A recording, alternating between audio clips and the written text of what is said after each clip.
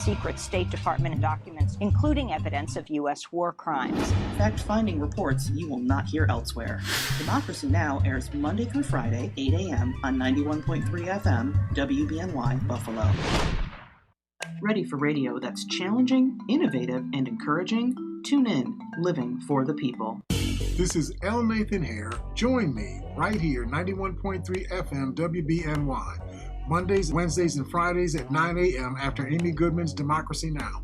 We'll provide objective analysis regarding current issues. Call 878-5104. It's Living for the People on 91.3 FM, WBNY. WBNY Buffalo. The views expressed on the following program are not necessarily those of 91.3 FM WBNY, the United Students Government at Buffalo State, or Buffalo State itself. Due to the opinionated nature of these programs, listener discretion is highly advised. If you have any questions or comments about today's program, you can give us a call at 716-878-5104.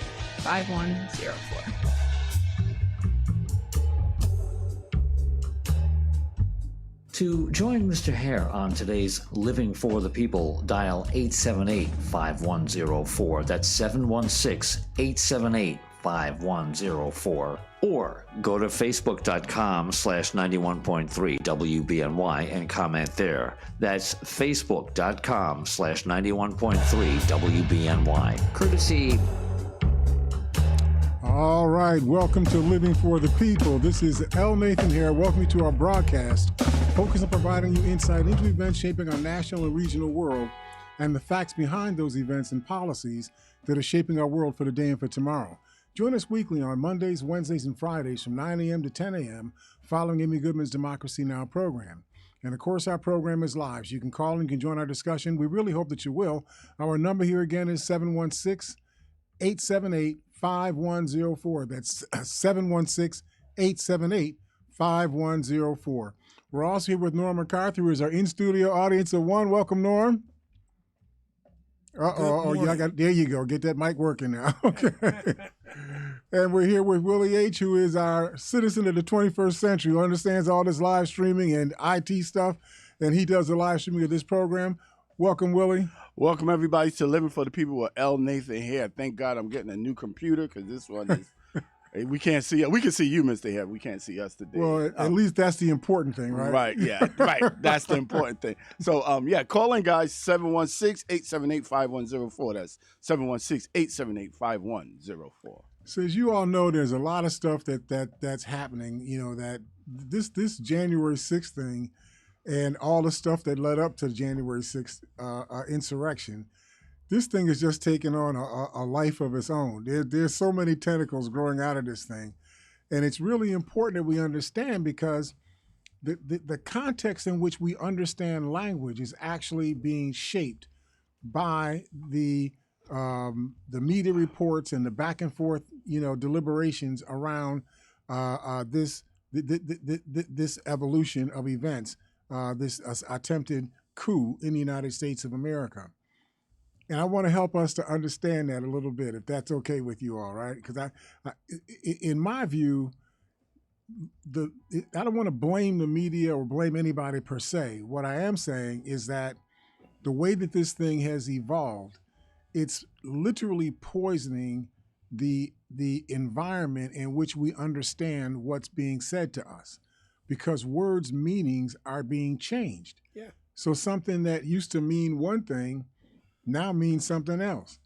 Now, you know, Norm being 95 years younger than me, when Norm used the word woke when he was young, the word woke meant he was awake. You know, Yeah. He was no longer asleep. It really applied to being in the bed and now popping up, you know, and getting ready to move into your day, go to school or whatever it was, right? Yes, sir. Now woke means that you're a Democrat, you know, that you're a liberal, you know, you're a progressive, and you're somebody who actually cares about the environment. You know, you're one of those woke people that cares about too much rain and too much heat, you know, and too much erosion and too much carbon dioxide in the air. Woke means something completely different now than it meant just 3 or 4 years ago. So I want to use today's program. I want to focus around what's happening in the update on the investigations of the president and the other things that surround that. But I want us to keep up with these words that are being used and how these words are changing the way that we understand what's being said to us. Because remember, when you hear words, the words give you an understanding of a thought. In the Bible, I know that not all of you all are Bible readers, right? But in the Bible, it says that the word is spirit, truth, and life. If that statement is actually true, that the word is spirit, truth, and life, then every word you speaks into being a particular spirit, that there is a reality, a truth that attaches to that word, and it has its ongoing life. Once you speak it into existence, it continues to exist in whatever we consider to be the atmosphere, around our existence as human beings. Which is why you got to be really careful. The Bible has another, and I'm not trying to preach to y'all. I'm just saying the Bible has another text that says that the tongue, how does that go, Norm? The death, life and death, is in the power. Right. In the power of the tongue. Yes. Right?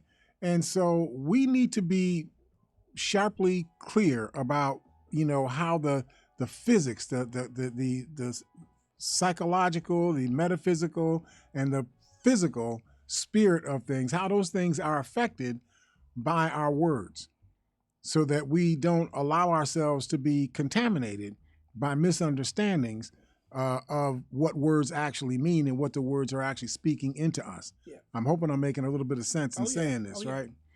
So I went to an article written by Douglas Golden. This was written in the Western Journal.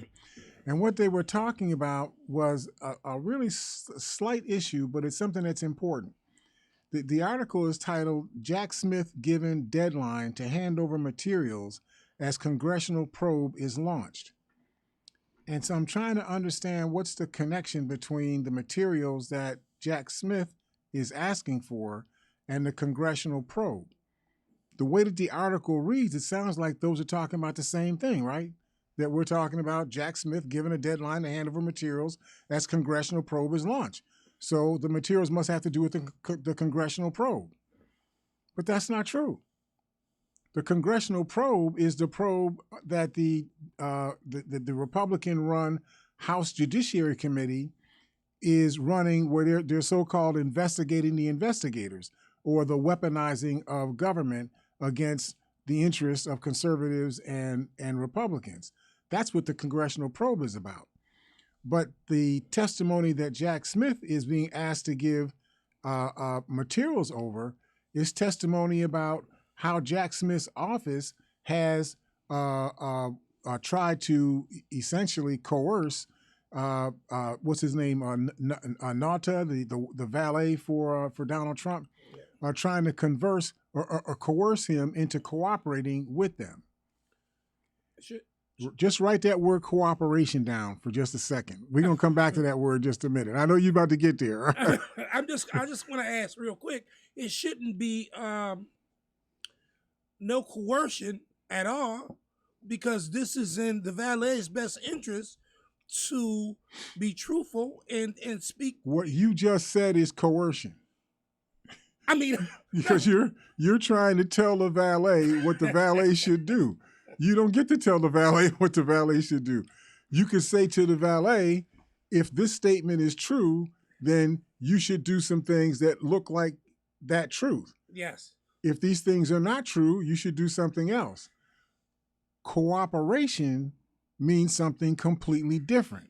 Exactly. Cooperation means that we come to an agreement to work in alignment, in unison with each other towards some particular goal. That's a completely different universe than me saying to you, if you don't do something that I want you to do, I'm going to do something to you for not doing it. I got you. That's not cooperation. There's a consequence if you don't do it. That's coercion. That's not cooperation, right? Yeah. And it's important for us to understand that even if you agree with the Democrats in the progressives and how they view what went on with January 6th and so on, even if you agree 100% with everything that's been said about the terrible conduct of Donald Trump, you still don't get to change the word cooperation to mean coercion because that's what you want somebody to do. You don't get to change the word's meaning into something else. But that is, in fact, what is going on in this country. Let me make this make sense to you. Okay. So, special counsel that was appointed by the Justice Department by Attorney General Merrick Garland. The special counsel's name is Jack Smith. I'm pretty sure most of you all are familiar with this name. Mm-hmm. He's being accused by, of all people, Representative Jim Jordan, who we'll talk about a little bit more. But you know, he's like this wild rat. You know, and they gave him some control. He's a congressional representative.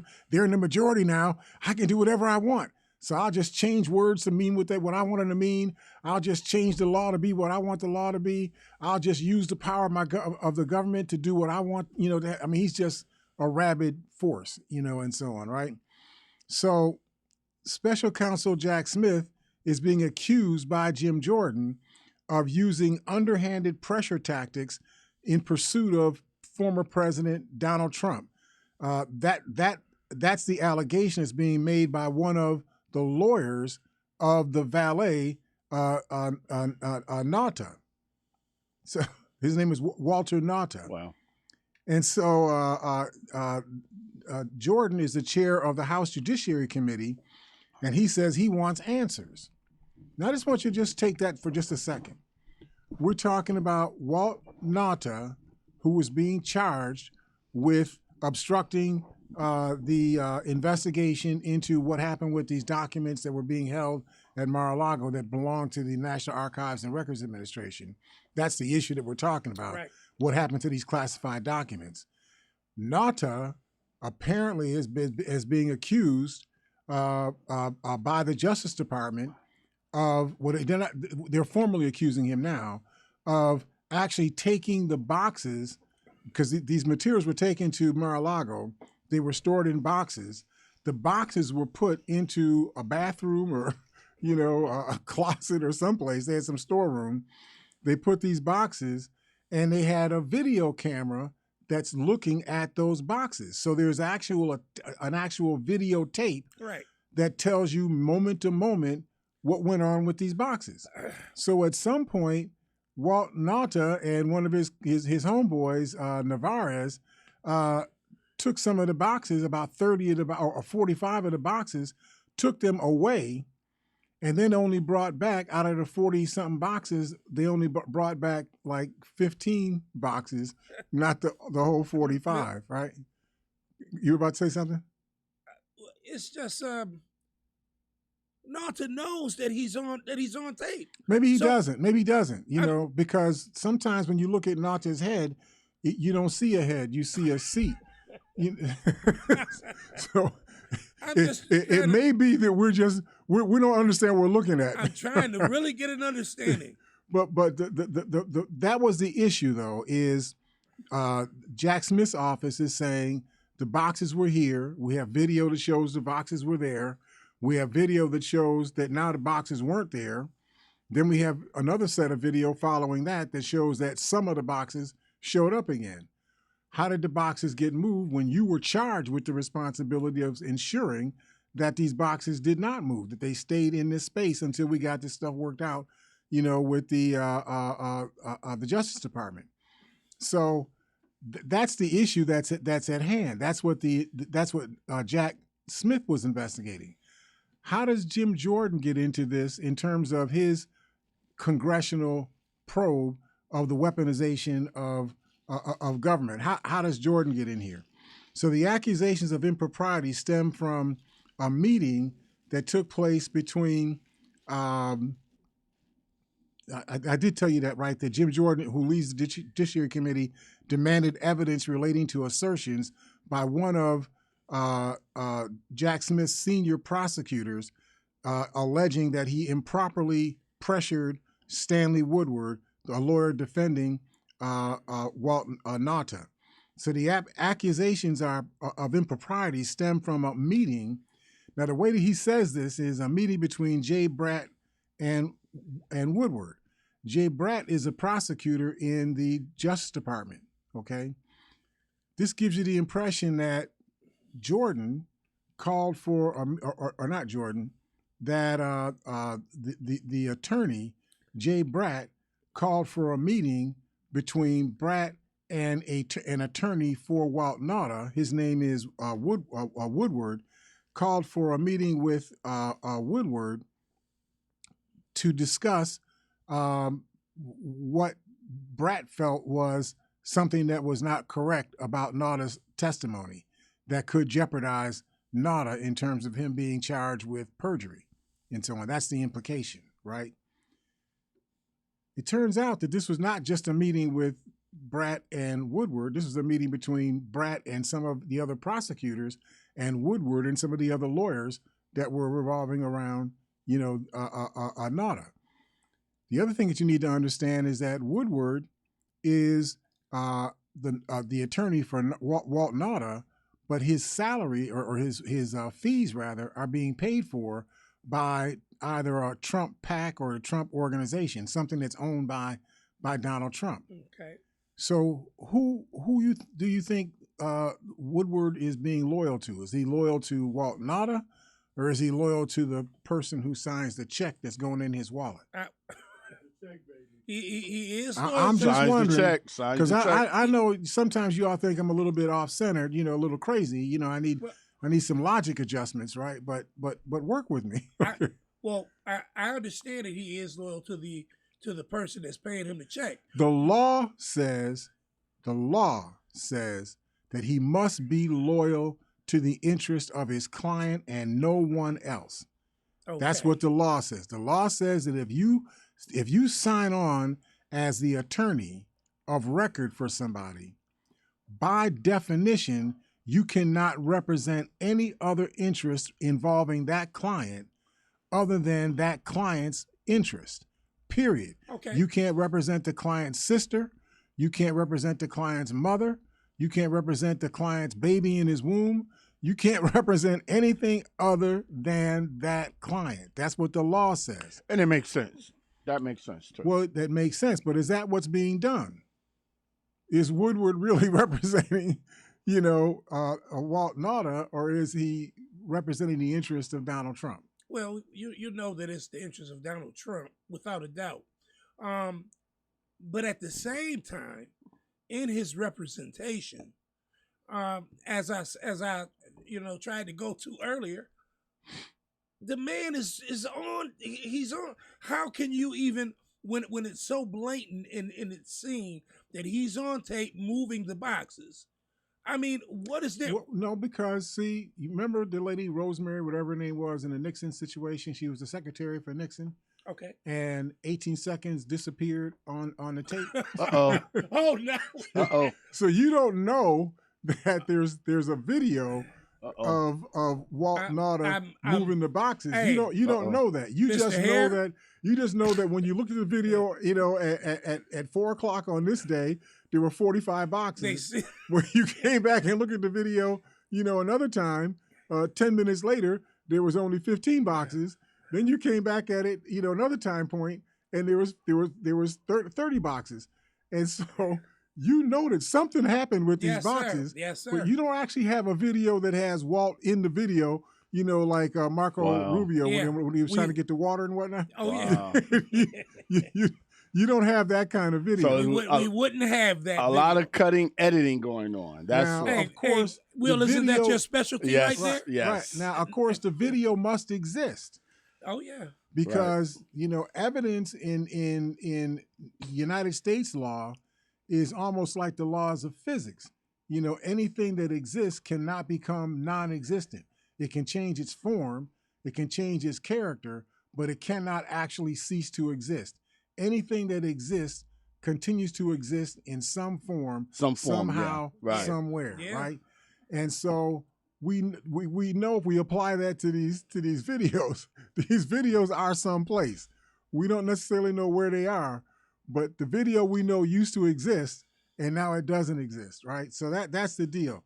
So the issue that's being argued by Woodward, who is the Stanley Woodward, who's the attorney for NADA, the issue being alleged by Jim Jordan, not by Woodward himself, by Jim Jordan, the congressional leader of the House Judiciary Committee. The issue that's being argued by him in a letter is that Jack Smith's office corrupted the investigation of Walt Nauta because one of Jack Smith's attorneys, Jay Bratt, called for a meeting with Stanley Woodward, and at that meeting said, "Listen, player, you need to cooperate. You need to get your boy to cooperate. With us, because And here's the coercion. The coercion is that Woodward was in line. He had a pending application to become a judge in Washington D.C. Superior Court. You're an attorney, so you're applying for jobs. You're trying to up the ladder and so on, right? And so he was applying for one of those jobs. He just happens that he winds up being the lawyer for NADA at the same time that he was also applying for this job. What perfect timing, right there. And so Jim Jordan is saying that Jay Blatt, who's the attorney for the Justice Department, saying that he told Stanley Woodward, well, your chances of getting that judgeship are slim and none unless you roll over on, or you get Walt Nauta to roll over for Donald Trump at this Mar-a-Lago situation. Now, who do we know heard this? Just Bratt and Woodward, because those are the people that are cited in the meeting, right? So if they're the ones who heard it, then this is he said, she said. You don't know that actually took place. It is a fact that Woodward was applying for a job as a Superior Court judge in D.C. That's a fact. Mm-hmm. Did Bratt, did he say to Woodward, you're not going to get that job unless you give me, the right testimony from Walt Nauta? Did that occur? We don't know that occurred. We just know that that's what Jim Jordan said occurred. Now, if you've been watching Jim Jordan over the course of the past 2 years, you know that he and the truth have never met each other, ever. He is at minimum, he's at least as untrustworthy as Donald Trump. Okay, Donald Trump, who told over 33,000 lies on a microphone to the public over the course of his 4-year career. You're exaggerating, right? 33. No, that's from Politico. Wow. .com. 33,000 33,000 lies. Right. That's 3 lies just is the enough. That's just the lies he told on the record. Wow. In front of a camera and a microphone. Wow. That's not talking about the lies he was telling other people that were off the air and so on, right? Unbelievable. And Jim Jordan is less honest than Donald Trump, in my mind.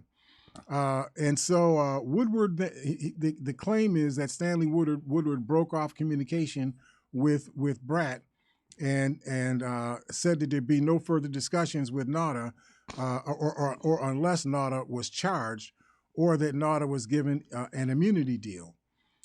But then he says that Smith's office didn't stop there. He says that Jordan's letter alleges that after Mr. Woodward declined to give in to Mr. Bratt's intimidation and coercion, that's what Jim Jordan is saying. He says that Bratt once again sought to induce Mr. Nauta's cooperation by attacking Mr. Woodward's representation. And by that he meant that Mr. Woodward was representing 2 other people that were in this, investigation of Donald Trump, as well as Nauta. So how can you be not conflicted when the person who's paying your fees is Donald Trump, your client is Walt Nauta, then you have 2 other clients whose lawyer fees are also being paid by Donald Trump, right? How can you not be conflicted? I mean, that would seem to make sense. But that's the assertion that Jim Jordan is saying, that it sounds crazy. The assertion that Jim Jordan is saying that lawyer Bratt, Justice Department lawyer Bratt, is making to Stanley Woodward, who's the lawyer for Nauta. The thing that's so stupid about this is, even if you look at all of what Jim Jordan is saying, how does this get into Jim Jordan's field of discussion in the first place? What does this have to do with him? Jim Jordan is a congressperson. He's got a committee, a judiciary committee. The judiciary committee has no role in the investigation of a crime that took place in a particular state that's being litigated in that state. So how is Jim Jordan involved in this? So I wanted to get into this because I think this would help us a little bit in understanding how our environment is being poisoned by people. And if we're not careful, we wind up sucking in that poison and then operating from a poisoned context. And so the point I had written down for myself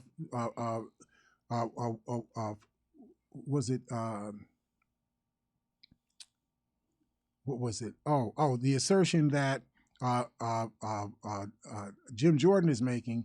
He says that he further suggested that the court should procure independent counsel, or that Woodward should secure independent counsel to be present at the hearing to advise Mr. Woodward's clients regarding these potential conflicts of interest.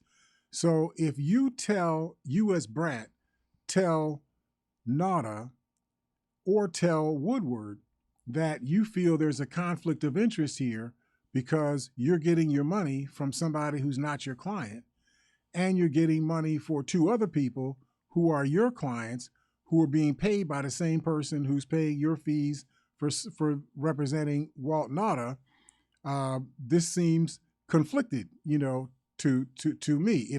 If Bratt were to say that to Woodward, how is that illegal? And how is that coercion if those are facts? You actually are the lawyer for Nauta. You actually are the lawyer for two other people that are in Donald Trump's sphere of influence. And Donald Trump is paying, or his organization is paying those people's legal fees. Those are facts.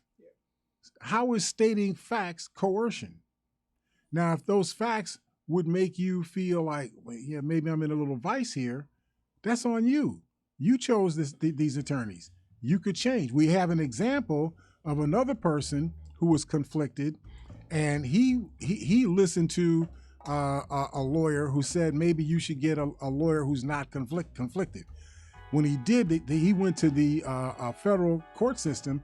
They got him a public defender. The public defender said, fire that dude. He's not operating in your interest. And if I were you, I would go a different way. That guy is now, quote unquote, cooperating. I want to get to that word cooperation. We get to the other side of the break. So hopefully I've set the table on this thing and you got some understanding. I know I've been a little jumbled, but there's a lot of pieces, to this story. The table's set. Right. So why don't we take our break now and then we'll get back into it. So please stick with us. We will see you on the other side of the break here at Living for the People at 91.3 FM WBNY.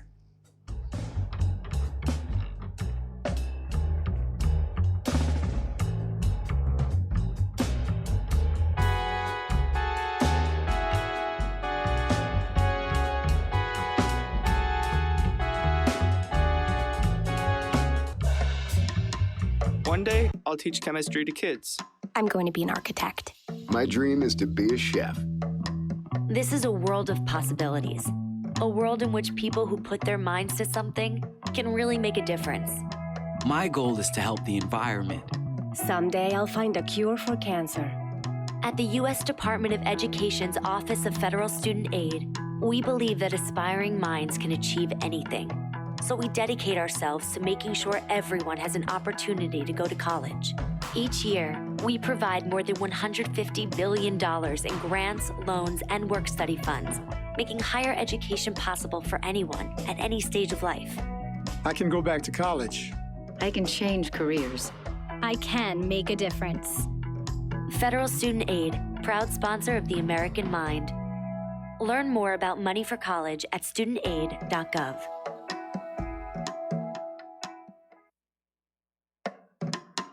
One day, I'll teach chemistry to kids.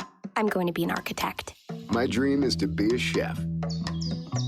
The sun's shining, birds are singing, and all feels right in the world.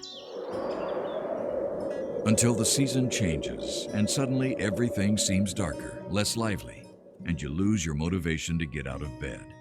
If you struggle with depression, you're not alone. In fact, 1 in 5 people experience some form of depression, and no matter the time of year, it may affect your behavioral or physical ability to live a happy life. At the American Psychiatric Association Foundation, we understand what you're going through, and we're here to help. Our vision is to build a mentally healthy nation for all, because we want you to live your best life and be your best you all year round.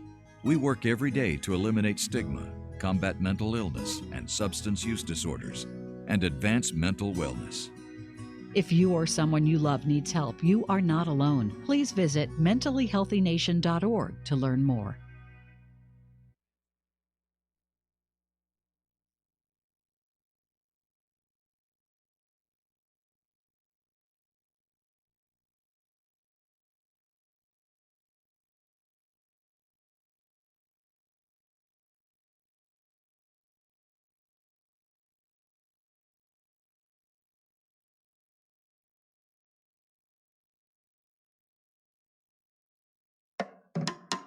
One day, I'll teach chemistry to kids.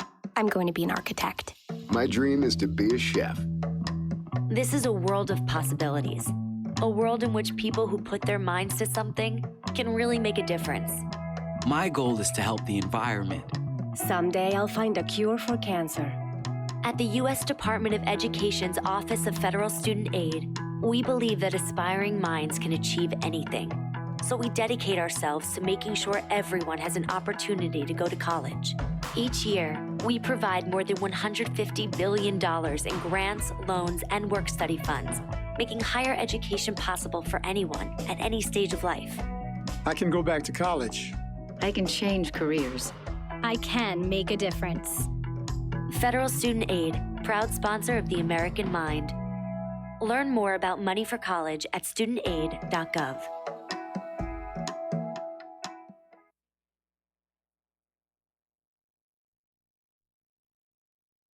Ready for radio that's challenging, innovative, and encouraging? Tune in, Living for the People. This is L. Nathan Hare. Join me right here, 91.3 FM WBNY. Mondays, Wednesdays, and Fridays at 9 a.m. after Amy Goodman's Democracy Now!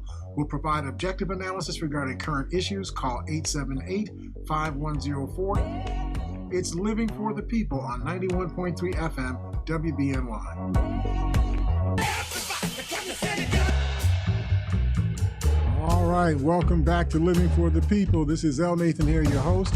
We're here with Norm MacArthur, who is our in-studio audience of one. Welcome again, Norm. Thank you, Mr. Hare. And of course, we're here with Willie H., who does the live streaming of the program. Welcome, Willie. Well, welcome everybody to Living for the People with L. Nathan Hare. You know, Willie was complaining about the computer. We're getting a new computer system in here, but it's not in just this moment. You should see the bunch of running around that Willie has to do because we don't have this. I keep talking about this technology. It don't look like technology when you see him running from this room to another room to another room. Well, the thing is that I'm trying to get you on as much social media as I can. We got you live on the radio on 91.3 FM. Then got to stream you to WBNY Facebook, and now I'm add on TikTok. So, and I only want 30 minutes because they say 30 minutes on TikTok, so that's why I do that. So we're not X's yet, right? We're still TikToks. Well, we're TikTok, Facebook, and radio. We're not Twitter, or whatever that was. Well, it goes on Twitter and YouTube later on. I send it to those. So I wanted to get into this. The U.S. Constitution. This was in a online magazine called Justia.us Law, and in this particular article, Congressional Investigations. I went to this to understand by what authority does Jim Jordan investigate a state investigation of a crime? How does Jim Jordan get involved in this? And according to the Constitution, Section 1, it says all legislative. This is Article 1, Article 1 of the Constitution. Section 1 says all legislative powers herein granted shall be vested in a Congress of the United States, which shall consist of the Senate and the House of Representatives. That's pretty clear. Yeah. Broad as the power of inquiry is, it says it is not unlimited. The power of investigation may properly be employed only in aid of the legislative function. Now, words have meaning. The word only means just this thing. Yeah. That's what the word means. Yeah. So you can't take only and make it many things. Only can only be the particular thing, right? Only the lonely. So if the power of investigation can only be used for the purpose of legislating, Come on. how can you use the power of investigation to investigate whether or not a state level prosecution being prosecuted by a state level prosecutor? How can you investigate that? How do you even get involved in that? How do you get in, even if it was between a federal investigator and a person being charged in federal court? How does Jim Jordan get involved in a investigation unless the investigation is about determining whether or not you're going to legislate something or you're not going to legislate something? Well, it seems a little off, because legislation and investigation are definitely not the same thing. Absolutely. So I mean, yeah, it seems a little bit off. So clearly to me, Jim Jordan is operating as if he has authority that he doesn't have. Yeah. And if that's the case, if I'm correct, Merrick Garland, who is the Attorney General for the United States, who heads the Justice Department, he should say to Jim Jordan that we're not going to honor your request. Exactly. They should throw it now out. you can ask us questions. Yeah. And we may or may not answer those questions. We are not commanded to answer those questions because you're not asking us a question that has to do with legislation. You're asking us a question that has to do with a criminal investigation. Mm-hmm. You have no authority to investigate a criminal investigation. Jordan actually sent a letter saying that you got to send me these materials that would help me understand whether or not you did something wrong.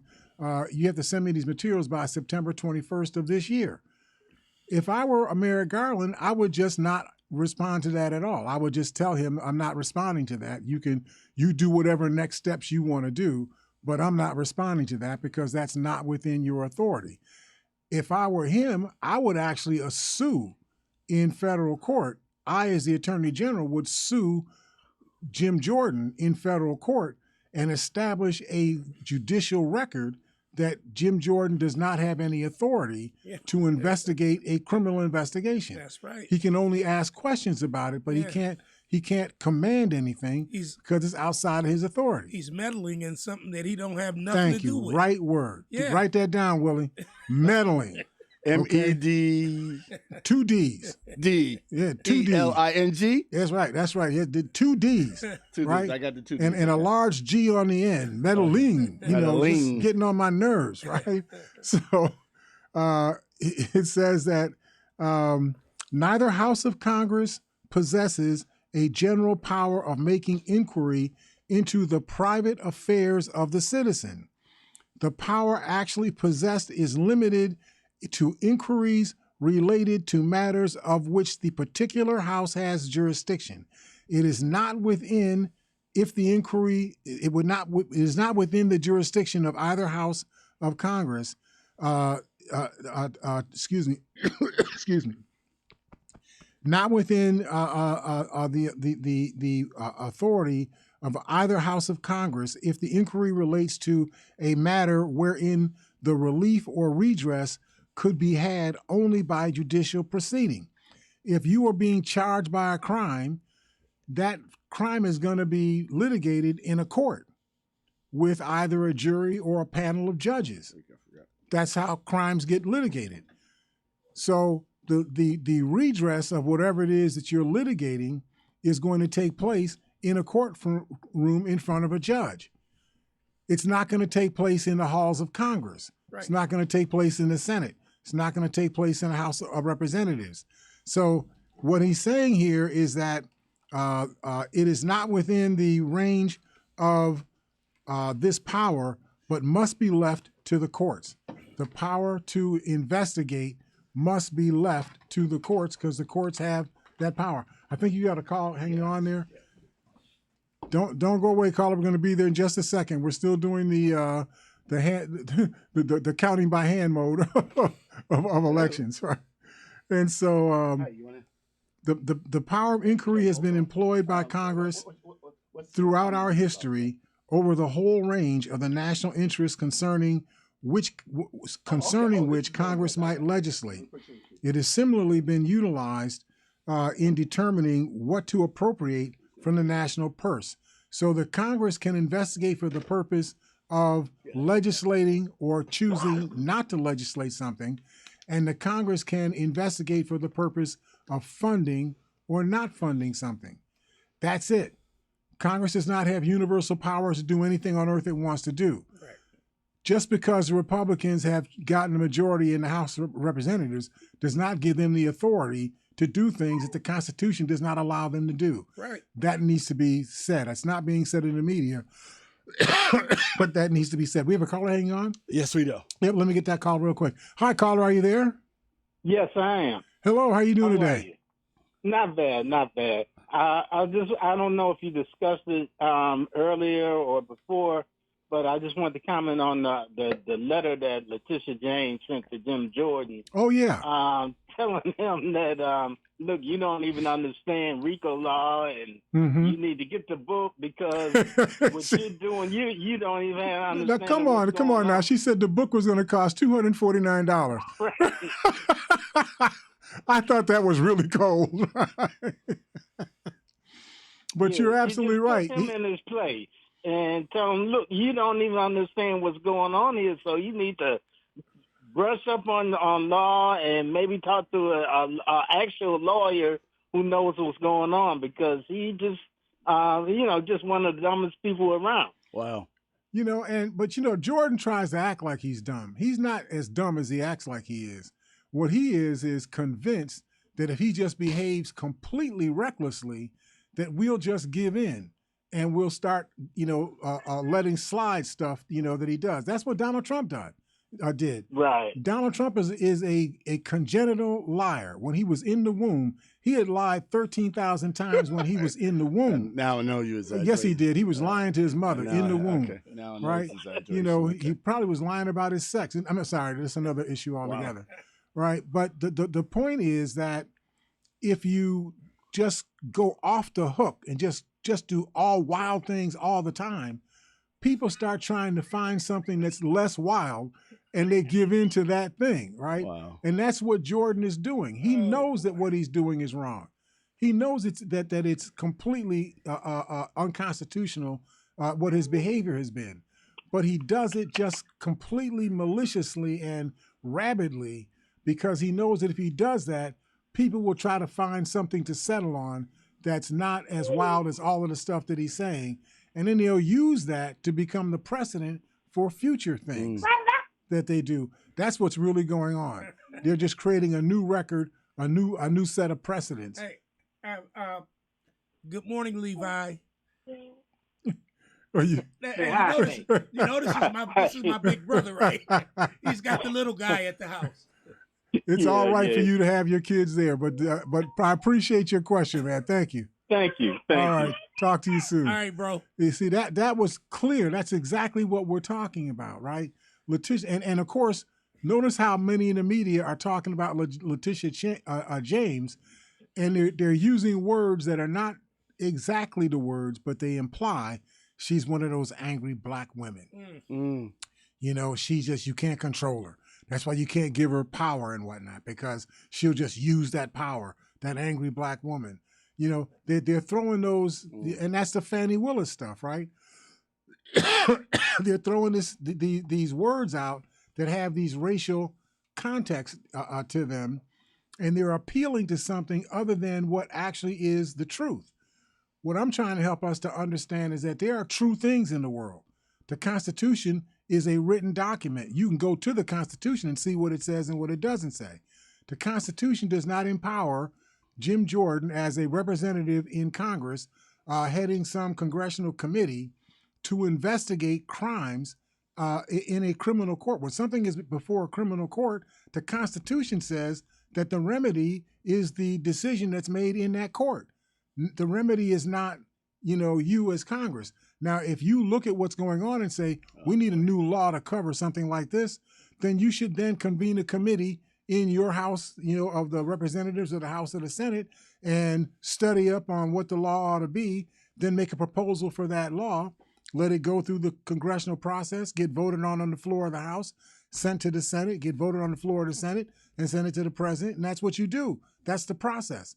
But you can't use the awesomeness of the House of Representatives as a 1/3 of the power of the United States. You can't take the awesomeness of that power and do something that is not within your domain. You can't do that. Yeah. And that's what Jim Jordan has been doing. So I just wanted to make that point as we go along. So one of the questions that I also wanted to get into was, why is Georgia, of the 6 states that we know for certain that Trump tried to put these fake electors in, tried to manipulate these states to take away the votes that were cast by mostly black people in black jurisdictions and whatnot around the country?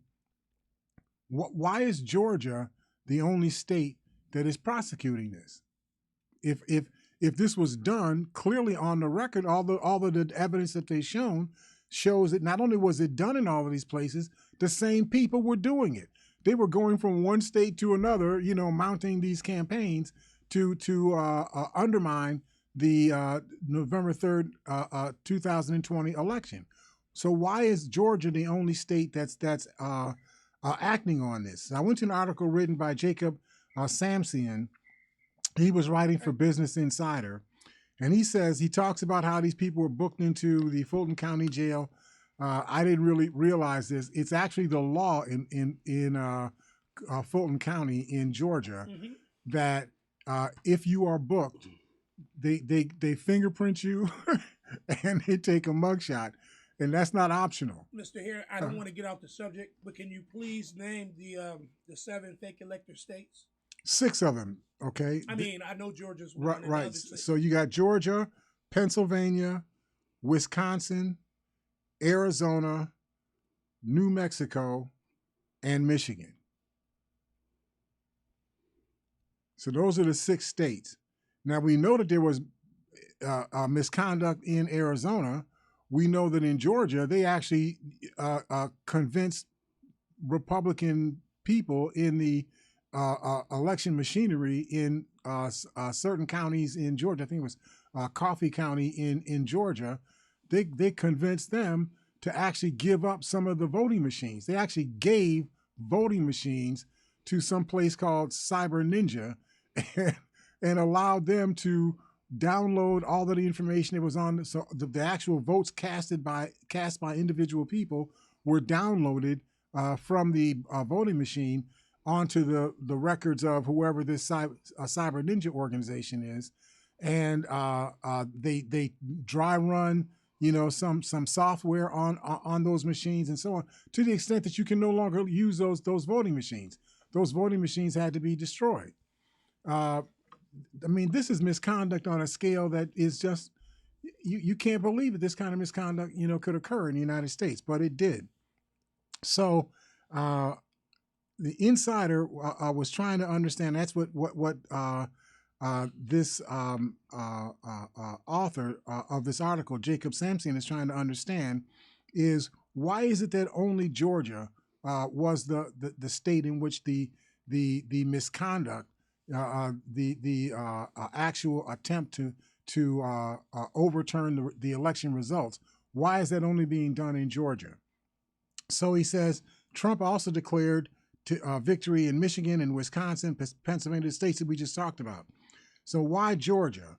The reason for Georgia was because Georgia has this wide-ranging RICO law, that racketeering investigation, criminal, whatever they call it. I forget all the words that make up RICO. Yeah. But that statute in Georgia, they have a RICO statute in every state, but the RICO statute in Georgia is much more specific than other states.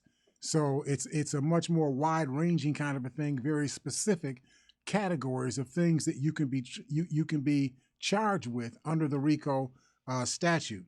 Donald Trump and his band of indicted lawyers and fake electors tried to overturn the 2020 election. We all know that.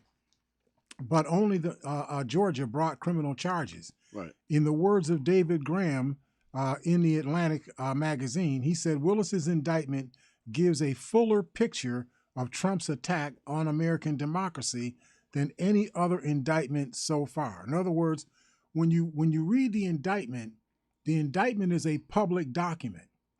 And what the prosecutors in Georgia were trying to get done, and I believe this was done in at least some sort of tacit cooperative understanding with Jack Smith's office, the special prosecutor for the Department of Justice. I think that I know they can't they can't collude with each other, but I'm pretty sure that there was some sort of general agreement that they were going to go and put most of their resources into supporting what was going on in Georgia because they wanted to create a record that would be readable by everybody in the country. Here's what this Donald Trump and his minions, here's what they actually tried to do. And it's important for people to understand that, because if you know what they tried to do and you understand that those things that were being tried were wrong, that they were illegal, they were unconstitutional, right, that they were debased, right, that they were corrupting of the actual democracy of America itself. Right. If you saw that and they were charged and convicted of that, then in future years, right, like 2024 coming right, up, right, in future years, the precedent will be if you engage in this kind of behavior, right, you're going to go to jail. You're going to get penalized. That's the precedent. Right.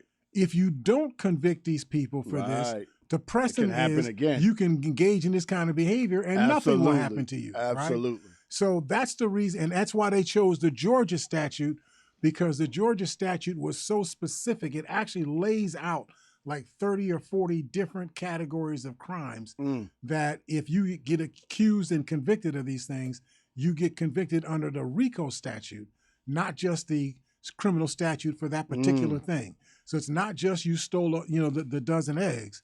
It's that you conspired to undermine my business by stealing eggs from me. Right. And this particular basket of stolen eggs that you did, that's just one provable crime that you committed. Right.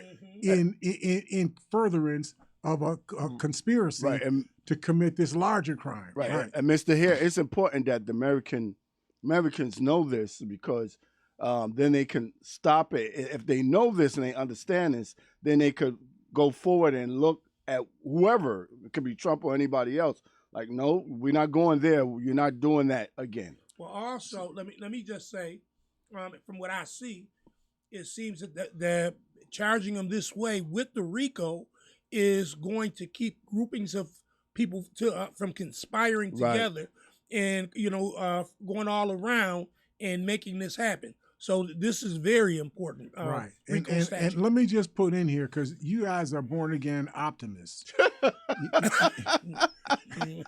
you wake up every morning and you just feel better, whatnot, every day's a new, every day's a new day. Well, we do try to, I do try to wake up. It's a new day. Positivity is the key to success. Yeah, man. You know how the song says, every day's a new day. Otherwise, Mr. Hare, I wake up frustrated. I'll be wanting to kill somebody or do something. So I got to be optimistic. Yeah, I wake up with killing on my mind. See, that's the difference. That is the difference. That's the difference right there. But because the reality is, we have seen this movie before. I know. Right? I know. They do these completely debased, illegal, unconstitutional things. We had a court say, based on the federally approved Voter Rights Act of 1965, which was half eviscerated by Judge Roberts in his court, but there's still half of the law still exists there. Based on that law, these election districts for congressional elections in Georgia, or excuse me, in Alabama, were invalidated because he literally took away the votes of 17% of the population that didn't get a chance to vote, proportionately in their state. And so the court actually did something we don't expect the court to do. It said you have to put fair districts out here. So they did. The courts ordered that. They ordered it twice. And twice, the Alabama legislature said, I don't care what you say. I'm not giving you those districts. I'm only going to give you unfair districts. You just suck it up. It's Alabama. I mean, ain't been a whole lot of change in Alabama. I mean, but the fact that this occurred and nothing happened, these people still ate, cornflakes and cornbread, at night or whatever it is that they do. They still got to keep moving along as if nothing happened. So I'm not confident that just because these people may get convicted and there's a record of how much malicious, despicable stuff was done by Trump and his minions, and that record is provable, I'm not certain that that's going to change the behavior of the people in this country. Right. When I see how this Jim Jordan guy, behaves, when do you start investigating the investigators? Right. If you had a case that was litigated in a Buffalo court, and during the course of the prosecution of that case, you felt that the prosecutors were doing something that was wrong. When the case was litigated and a decision was rendered, if it went against you, you would appeal the case and you would then produce the evidence of the wrongdoing by the prosecutors to have your case decision overturned. That's what the judicial process is for. The Jordan stuff the Republicans are doing is saying, we're not going to wait on that. We don't like what you're doing. We don't like who you are. We judge you to be guilty of being people that we don't like. And so we're going to do things to harm you. And they get away with this. Well, let me just take you. Let's just go back to Alabama. What is that? That has to be a crime or something per se right off the top when they just decide that they will not. The crime is contempt of the court. It's not it's not a crime for you to produce election district maps that are not fair map. I mean, it is a crime, but it's a crime in the sense that the court gave you rendered a decision, right, and you refuse to obey the court's decision. Well, that's what I'm talking about there. So that becomes contempt of Congress. But who are you going to put in jail? Are you going to put the entire legislature of Alabama in jail? If you have to do it, you got to do something's got to be done. You cannot just go against that. I'm with you, Norm. That's the citizen talking. I'm just saying. Right, you know. Right. I get it. I'm 100% with it. I'm just saying that the leverage that the Alabama legislature has over the rest of us is they know that we don't have the kahunas to put every one of the state senators and state assemblymen in jail. Well, how about the top 10 or whoever? And I mean, start somewhere. Somebody's got to do something. Quick. Everybody who's an officer in that party or whoever's running the show, somebody needs to pay a price for refusing. If you don't obey the Constitution, there's nothing to keep the wheels on the bus. Yeah. This thing's going to completely fall apart. So we'll get back into this and we talk on Wednesday. Thank you all for listening to and supporting us. We look forward to talking to you all on Wednesday here at Living for the People at 91.3 FM, WBNY. And Norm, stop taking other people's minutes. Okay? I'm sorry, sir. I'm sorry.